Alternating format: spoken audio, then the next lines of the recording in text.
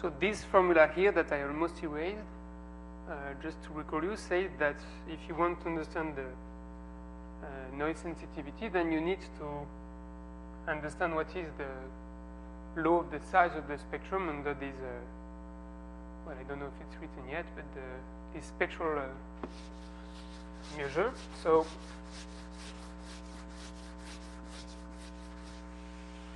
for the left-right crossing, you can, let's look at this random variable,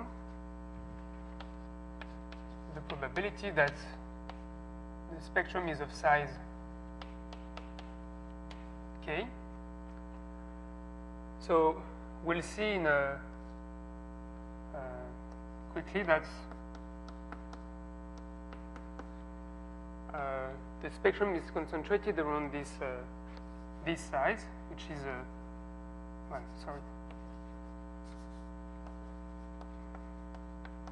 which is this value that we encountered everywhere, and that's basically all the mass is around here.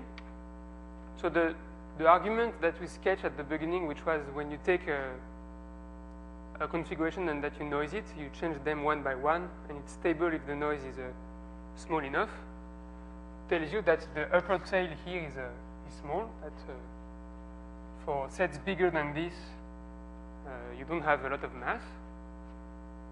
We'll see that it's not very hard to say that there is positive probability, so that there is a positive fraction of the mass around this threshold. But what turned out to be hard so far is to prove that actually everything is there, and even to get the exact lower tail. So maybe it seems to be not so important to go into such details and get the exact lower tail.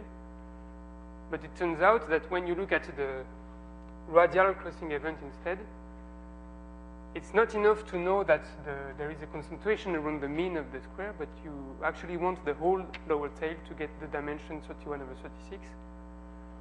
So it's important to get really precise estimates on this spectrum. And to give some history for the left-right crossing. So if it's not a square, it might be that the first coefficient is non-zero, but this is somehow apart. Benjamini, Kalai, and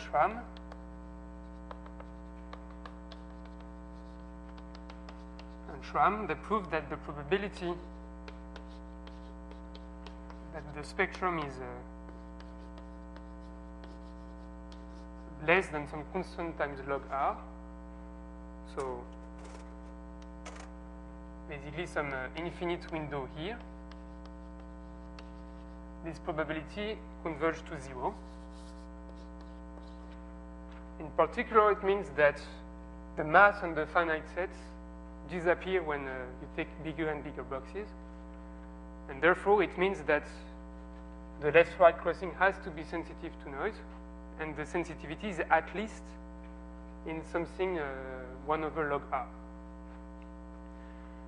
So that was in 98. And then in 2005,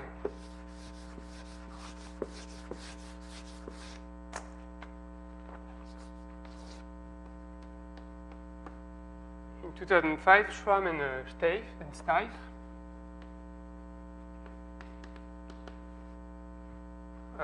they proved that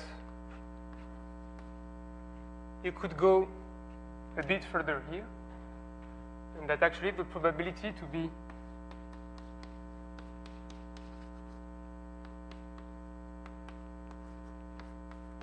go to 0 for the triangular lattice when r goes to infinity. So actually you can push until roughly r to the 1/8. And so that was already a nice result about the spectrum. But furthermore, they were able to prove a nice lower tail in this regime here, which was enough to get a first control on the other dimension of exceptional time. In the radial setting, they could get the lower tail. And now we can, we can prove that So in their result, it might have been that you have some positive fraction just after. So they couldn't get a 0, 1 law around the right. So this thing is the expected size of the spectrum. So maybe the first condition was to rule out this and to prove concentration, and then to get to the good lower tail. And now for the left-right crossing, we can prove that everything is concentrated here. And we also have the lower tail, which is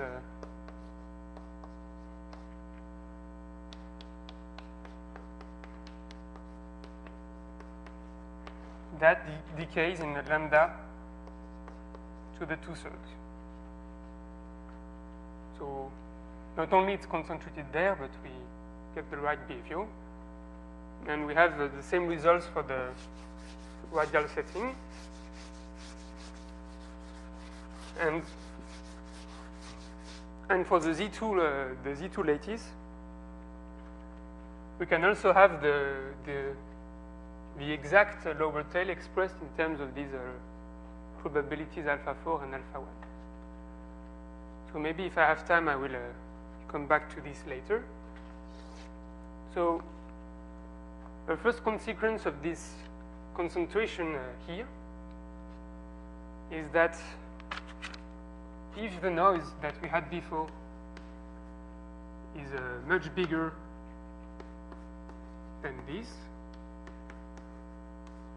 then you can read on the Fourier decomposition, on this expression we had for the correlation, that things are noise sensitive.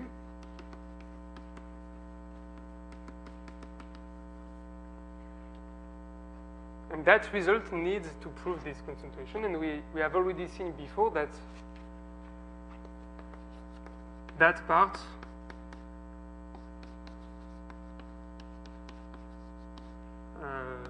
was much easier.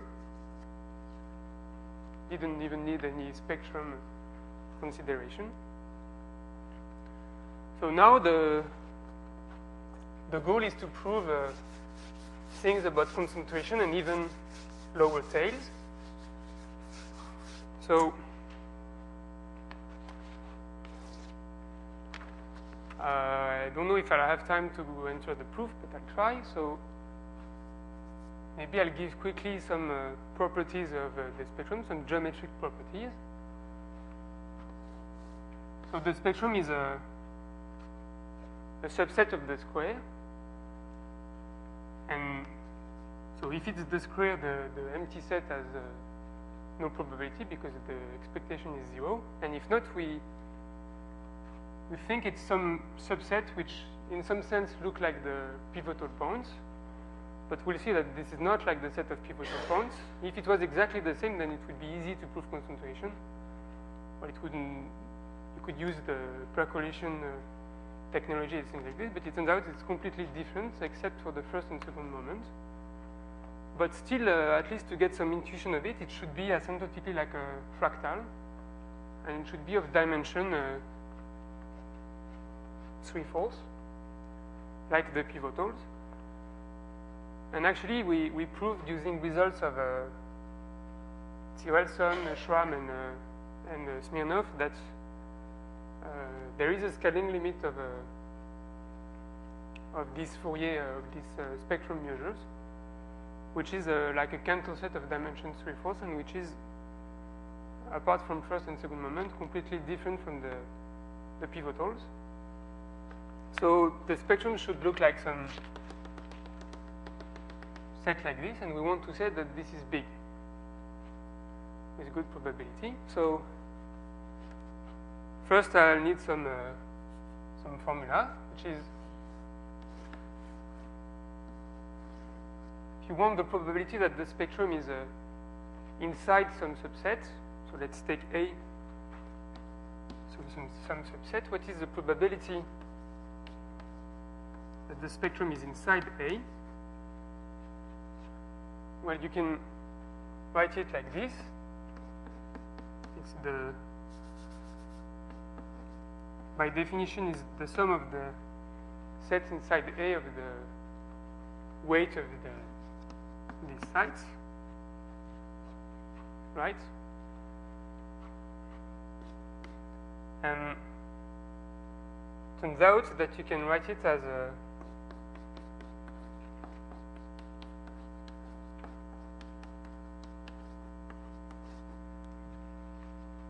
like this. Why that? So it's easy to see. It's the expected value of f. So what I mean by this is knowing the sides or the edges inside A. So you can write it under the expansion of sum of the s chi s knowing this. But now if you have some set which has an edge or a side outside of A, the expected value of it is just 0. So the only terms which remains are the set inside A, and their expected value is just chi s. So it gives this. And now if you take the expectation of this squared,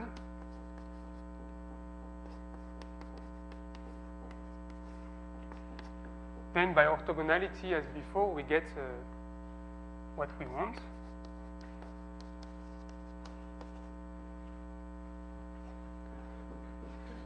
So this formula here is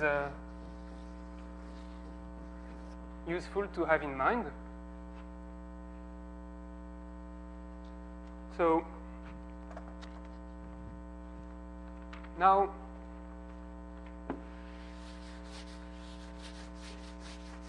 a dual quantity is to ask if you take some set,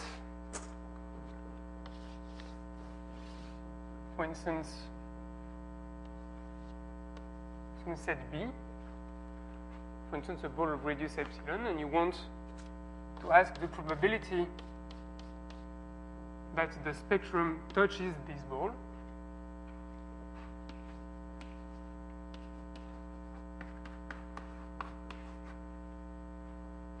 Then you can see it as 1 minus the probability that this is in the complementary.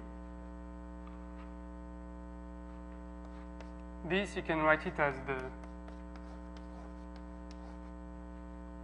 L2 norm squared,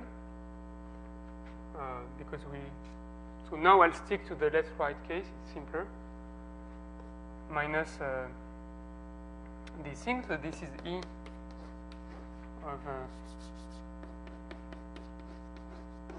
knowing that. Now you can somehow see these conditional expectations as are martingales, where the filtration grows with the set, so you can do the same computation as you would do with martingales, and you can write it like this.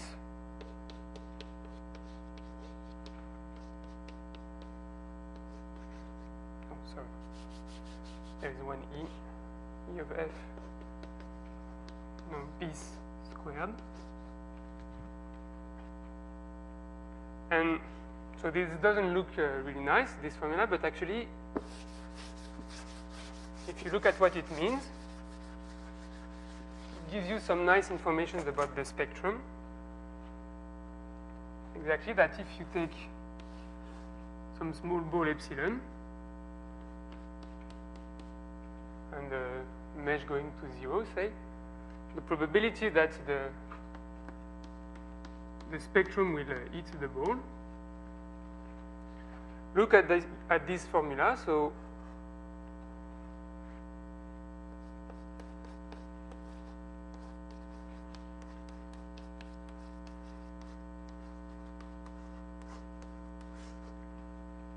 here you sample a percolation outside of the ball, and if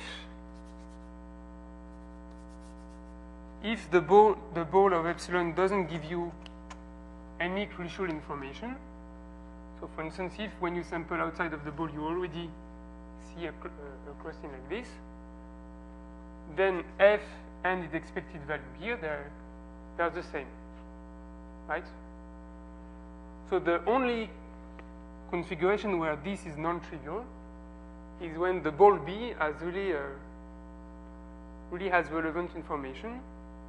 So the only case where this happens is when the ball B is pivotal. And when the ball B is pivotal, then, well, at least this is less than 4. So that's less than the probability that B is pivotal. And actually, if you would use some separation of arms, you could see that this is actually of the right order. So these small formulas tells you that the probability to touch balls are the same for the spectrum and for the pivotal sets. So, for instance, it gives you a good hint that the hours of dimension should be the same, assuming you could prove concentration and such things. So that will be a useful formula for later. There is another very useful formula, which is that if you have any Boolean function taking values in a plus or minus 1, so that's important, if not it's wrong. If you have such a thing, then the probability, so since you have values here, it indeed defines the probabilities on the spectrums. The probability that some point is in the spectrum is exactly the same as the probability that the point is pivotal.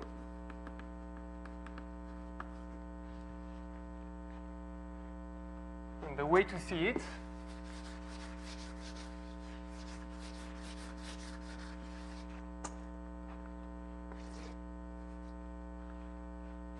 so you can just apply the formula here, which is that the spectrum touches the point X, and it gives you this formula.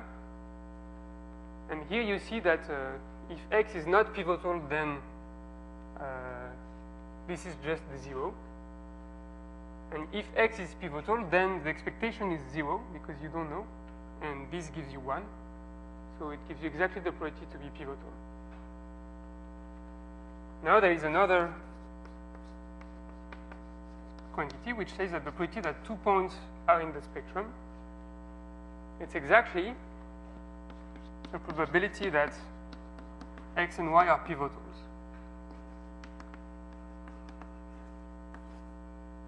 So you might say now,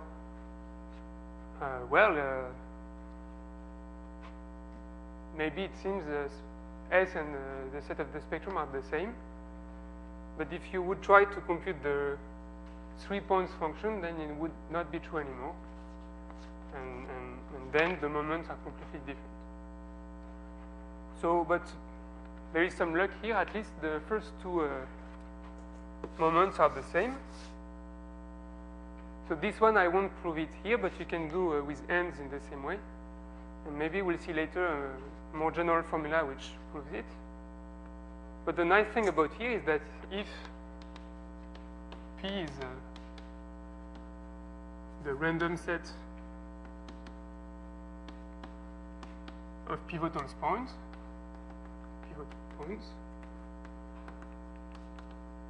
then what this tells you is that the expected value of the size of the spectrum is exactly the expected value of the size of the set of pivotals. And therefore, if you compute it, it gives you this thing that I used a lot so far. And this one tells you that the expected value of the squared of the spectrum is exactly this one. And now a computation that maybe Pierre did, I don't know, for a similar computation that he did for the theta function or these things. No, you didn't. Okay, so So you could try to use the quasi-multiplicativity property to see that this is less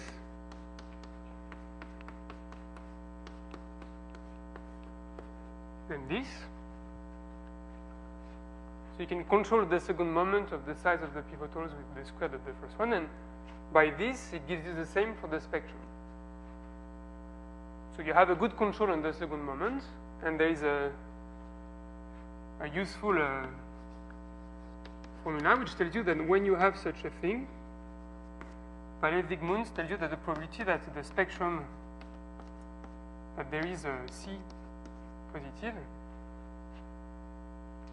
which depends on this, how good is the control, that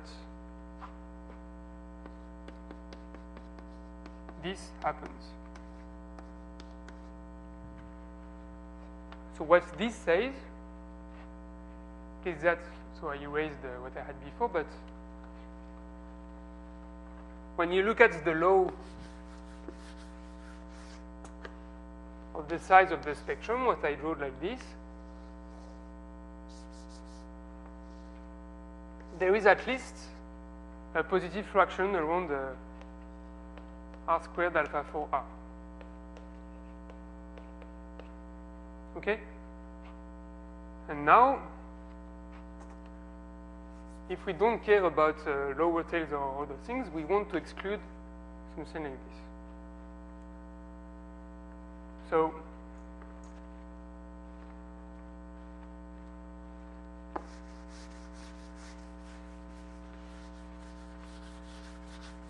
there is another formula which gives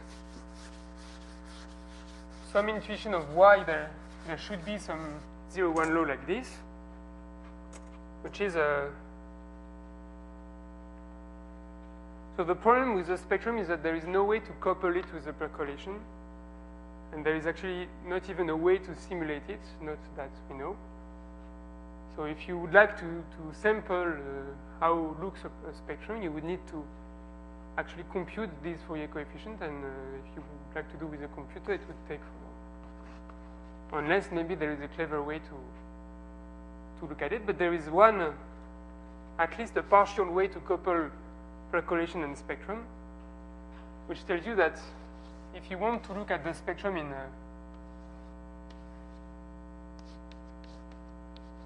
a subset of your grid, so if you're just interested in this, or this if you prefer, a way to do it is to sample a percolation configuration outside. So first, you sample the configuration outside, and then you sample S restricted to A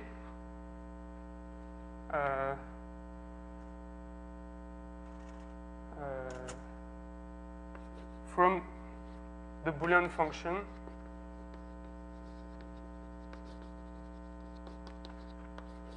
f of omega A complementary.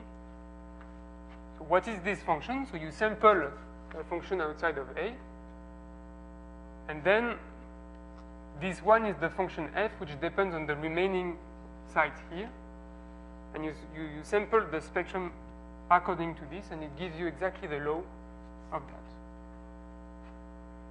And that's fairly easy to prove. Maybe I won't do it. But what this says, for instance, is that if you want to get 2 points in the spectrum, the probability that the spectrum touches the 2 points, then you just look at S restricted to this. So what you do is you sample the percolation outside, and then you just have a Boolean function of 2 variables. And you ask what's the probability that this Boolean function has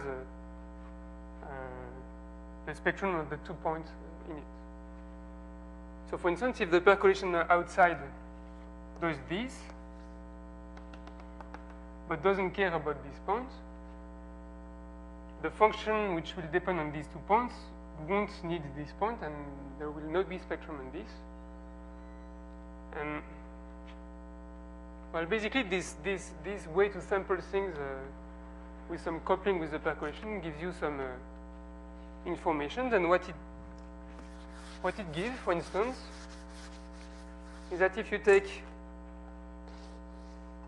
two balls,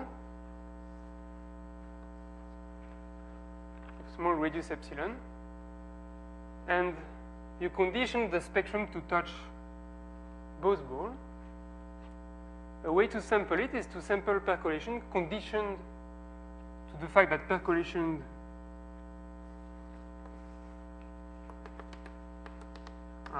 that both balls are important for the crossing. So here it will be a hand function because you will need to get the crossing here and there. The second configuration could be something like this.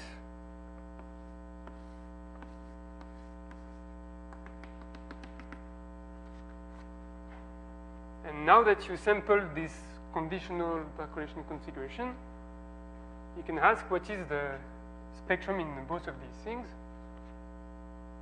And if the balls are far away, the way the percolation looks like on the boundary here and here are somehow independent. And therefore, you can say that if you condition the spectrum to touch two balls, the way the spectrum looks here and there is somehow independent. So the way it looks here and the way it looks here is more or less independent. So this uses, so if you want to write things down, this uses the fact that the end function and the or function for two balls is nice enough to separate the spectrum. And therefore, since we have some concentration already, we might think that this would be enough to conclude, because we could look at the spectrum at several places, and if it fails to be big in some balls, since there is some independence, maybe one of them will be big enough and you will get some concentration. But the trouble with this strategy is that to really say something on these things, you need to condition the spectrum to touch. Why? Because, for instance, if you know that you touched this ball and you didn't condition anything, then this ball feels somehow that's a little bit like if you look at the set of pivotals. If you know that the pivotal touch here, it influences the fact that it might be touched here. And the fact we need to condition things to be touched to say something, well, we cannot extract any 0-1 law from this, because it could be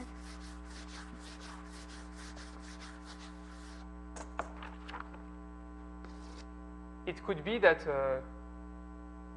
with probability, I don't know, 1/2, the spectrum is very big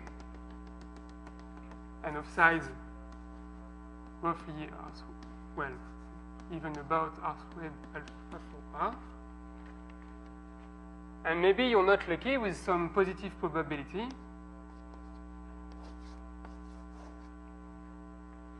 I'm a bit off here, but with some probability, maybe it's very dilute. So we know by Schwamm and Stack that it cannot be very dilute. It has to be at least R to the 1/8.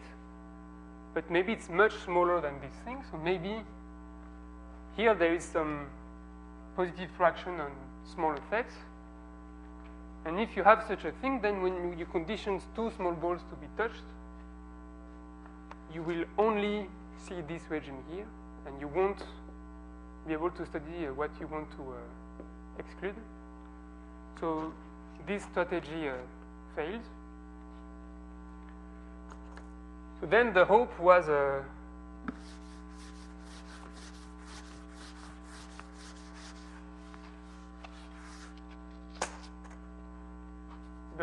to be able to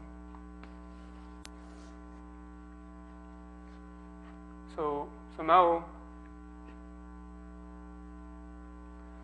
So if we want to prove both concentration and also the right tail, so if if we want to prove probability that S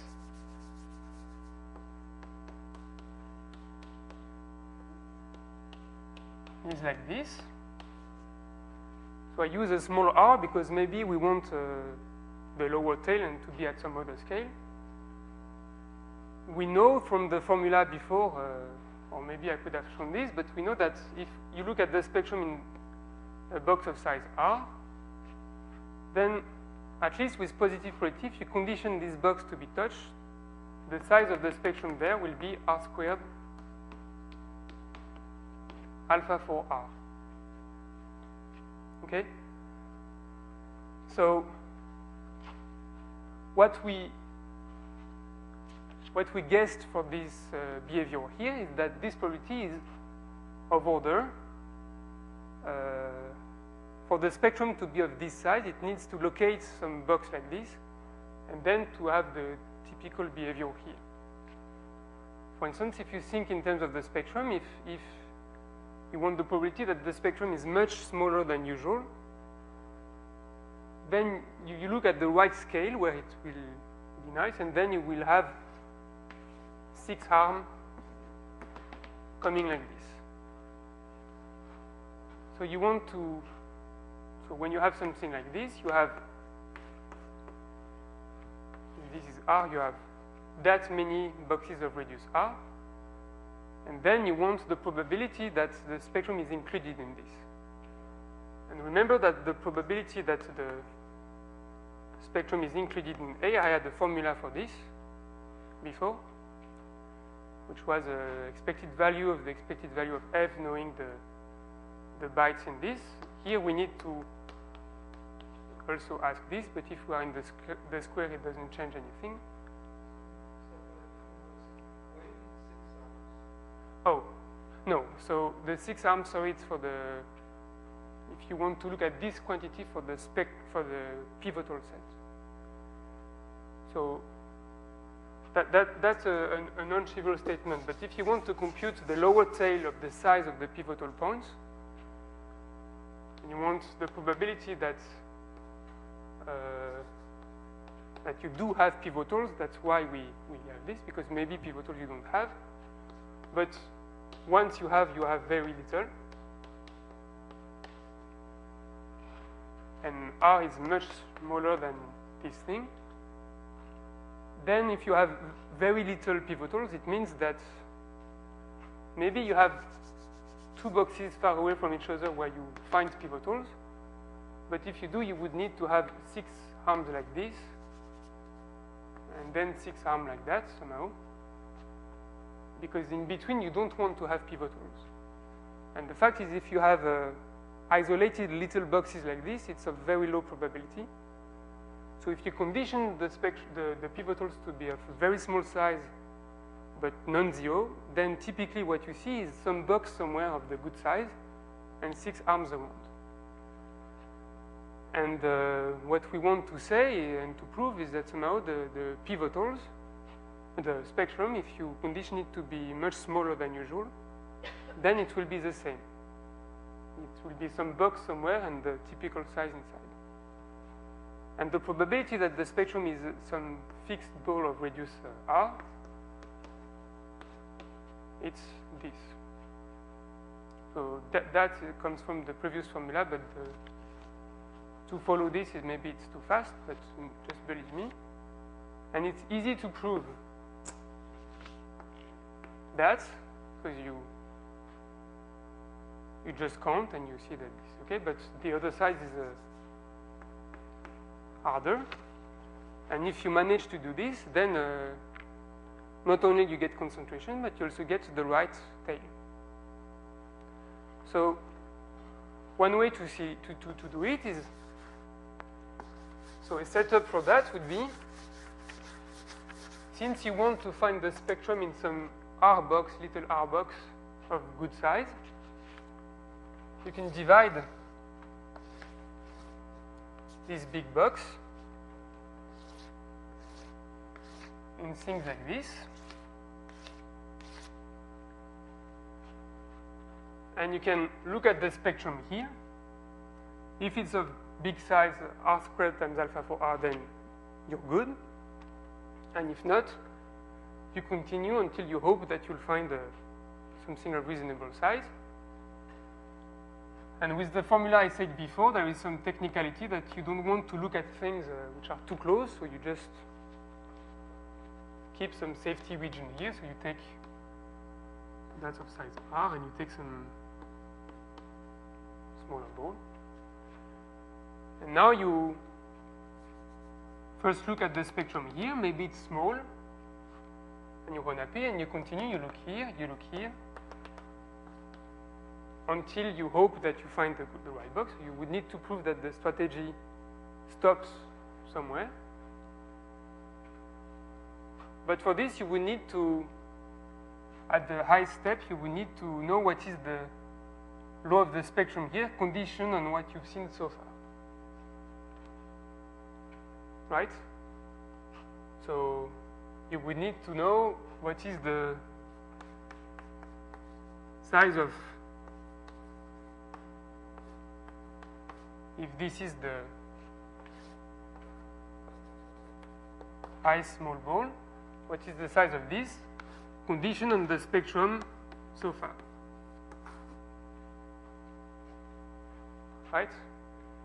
And this turns out to be, well, we have no idea how to do it. But what we could do is something which looks a bit weak. And we could control the size of this thing, knowing that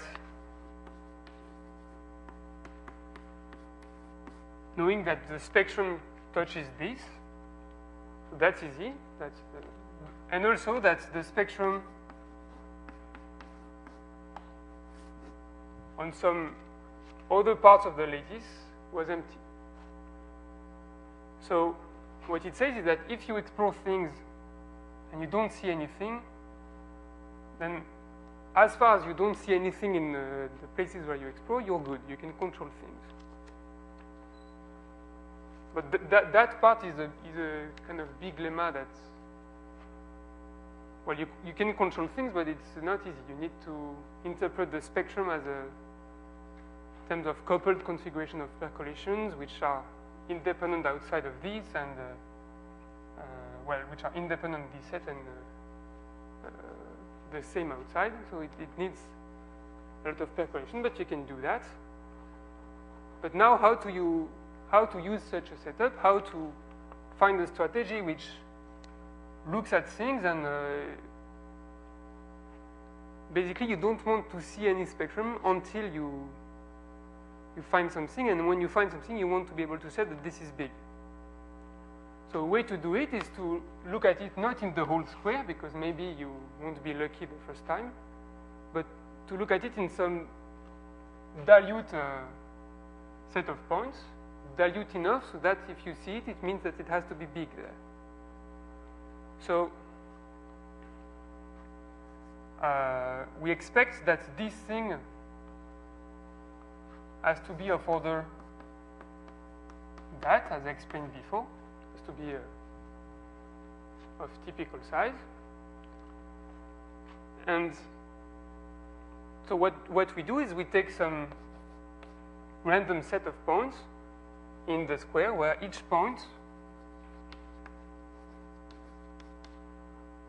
in some of these boxes is chosen independently with probability, exactly what we want.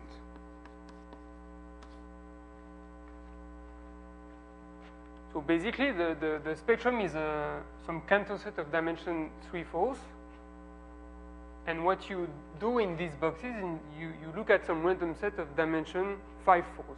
Just the right amount so that if it was of small size here, then it would have no chance to eat a set of dimension 5/4. So you do this procedure, and what you want to say is that the procedure stops, and that eventually you'll find some box where you will see the spectrum in this set Z. Oh, 5 minutes?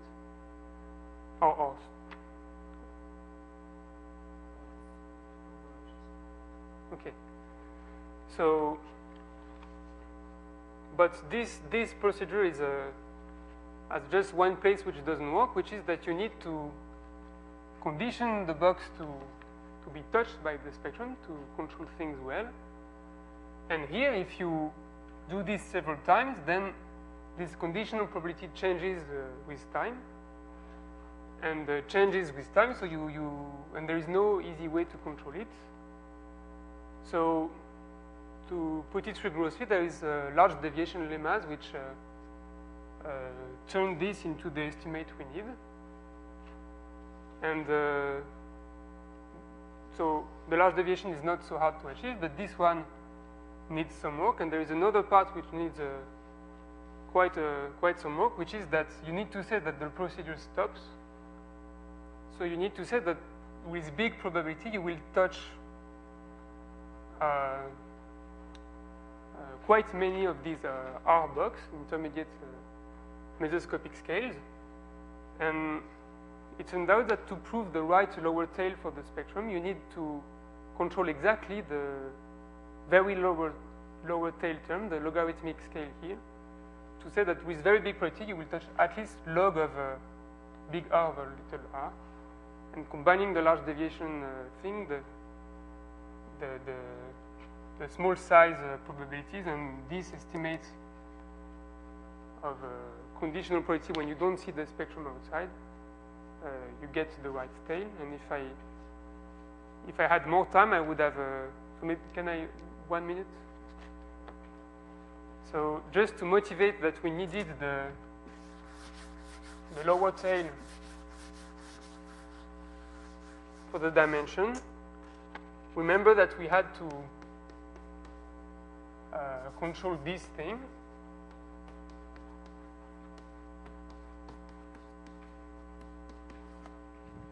And this, you can write it as the expectation of the radial observable.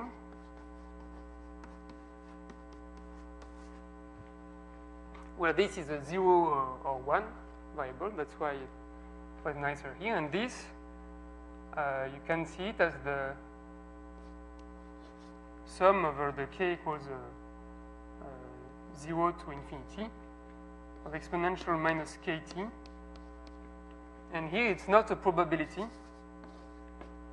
because we don't have a probability measures on the spectrum, but it's measures, which you could renormalize if you want.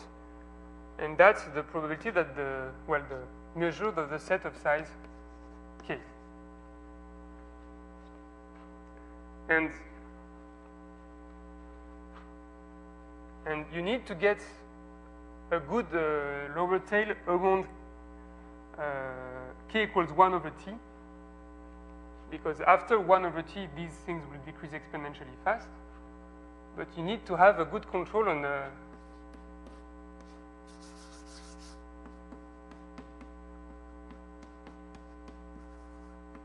this thing. And of course, 1 over t is not necessarily the big scale r squared times alpha 4 of r. 1 over t goes among all the scales. So to say something about this decorrelation, you need to get all the lower tail here, which you can read from formulas that I didn't write because I only did left right crossing case, but yeah, okay, maybe.